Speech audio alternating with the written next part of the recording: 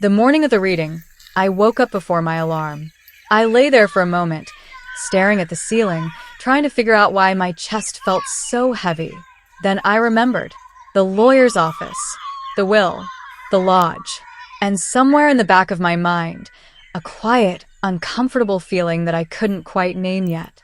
I drove 3 hours to get there. A small mountain town tucked between pine trees and gray sky. I used to love this drive when I was younger. My grandmother would call it the road that leads back to yourself.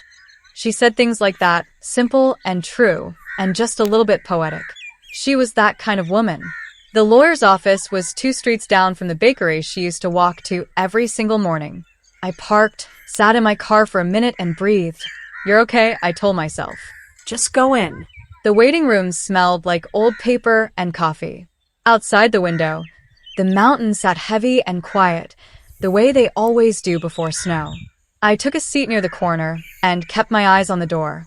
I thought about her, my grandmother. 40 years she spent in this town. 40 years building something real. A mountain lodge tucked into a slope of pine trees, 15 minutes up the road. It wasn't luxury. It wasn't fancy. But it had a soul. Hikers came. Families came. Tired city people came. People who needed somewhere to breathe always seemed to find their way there. And once, when I had absolutely nowhere else to go, I found my way there too. I was 19 years old when my parents decided I wasn't welcome anymore. There was no single dramatic moment. No screaming match that ended everything in one night. It happened the way slow things happen, quietly, gradually, until one day you realize the distance has become permanent. They didn't approve of the choices I was making, the work I wanted to do, the people I spent time with, the version of myself I was becoming. Every conversation became a correction. Every visit became a test. I was always somehow failing. And then one evening, my father said something quiet and final. "If you're going to live your life that way, you won't be doing it under our roof." So I packed a bag, one bag, and I left. 3 hours later, my grandmother was waiting for me at the bus station. She didn't ask for explanations. She didn't say, "I told you so," or "What did you do?" or "Maybe they have a point." She just looked at me, really looked at me, and said, "Come on, let's get you some tea." She showed me the spare room at the lodge, made me soup, let me cry without making it weird. I stayed for almost a year. That lodge, those mountains, those pine trees, that creaky wooden floor, it held me together when I had nothing else. My grandmother gave me a job, a routine, and the quiet kind of dignity that comes from being treated like you matter. Eventually, I moved to the city, built a life slowly, the way you do when you're starting from scratch. I visited the lodge whenever I could. My parents never did, which is exactly why, when the office door swung open that morning, I wasn't prepared for what I saw.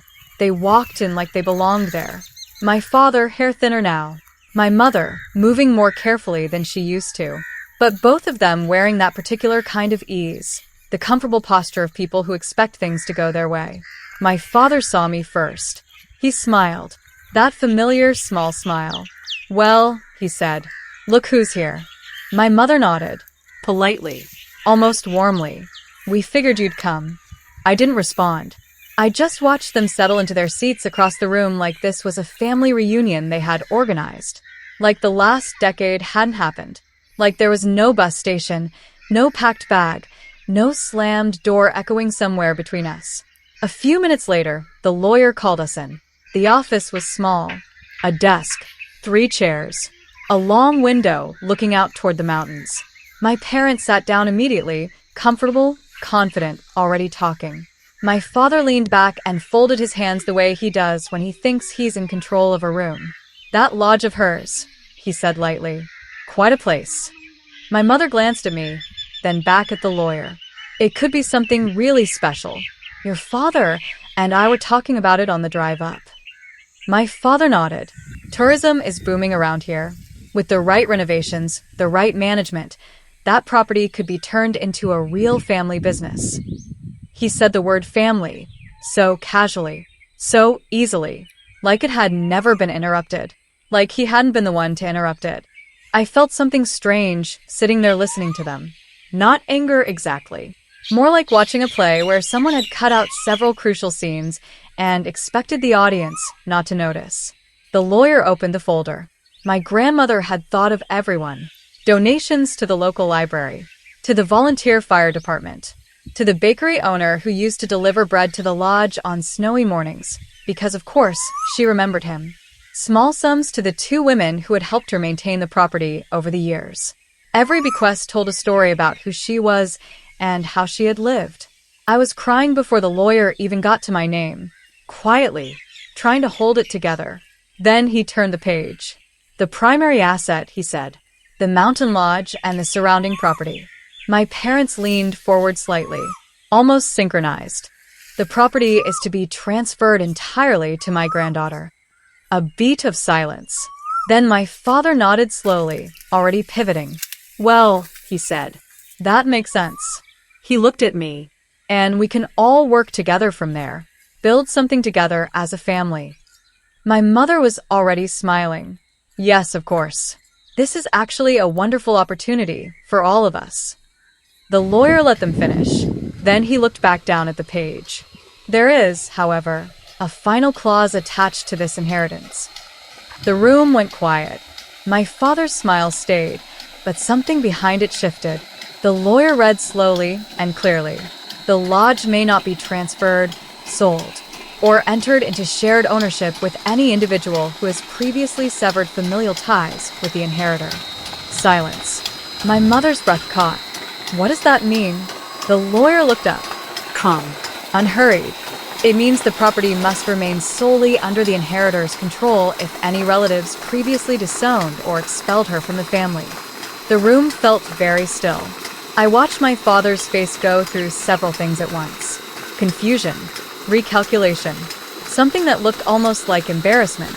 That's very specific, he said finally. Yes, the lawyer replied. Your mother was quite clear when she drafted it. My mother stared at the table. So we can't, she started. No shared business arrangements. No ownership partnerships. And that was it. No argument, no negotiation. Just a boundary, written years earlier, in a quiet office, by a woman who had seen everything clearly and said nothing out loud. She had simply acted.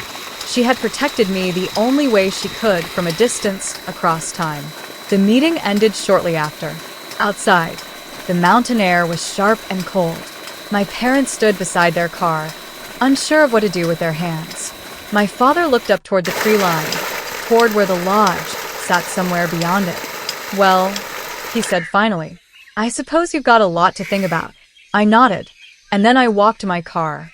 Not quickly, not with anger, just steadily, one foot in front of the other, the way you walk when you've stopped waiting for permission. The road up to the lodge curves through the forest. I've driven it dozens of times. But that afternoon, I noticed things I hadn't before. The way the light broke through the pine trees in long, quiet lines.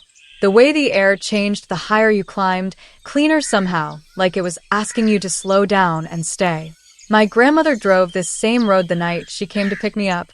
19 years old, one bag, nowhere to go. She didn't hesitate. She just came. And now she had done it again. From somewhere I couldn't see, she had shown up for me one more time. Sitting in that lawyer's office, I kept thinking about the inheritance as money, as property, as square footage and market value, and what it could mean for my future. But driving up that road, watching the trees close in on both sides, I understood what she had actually left me.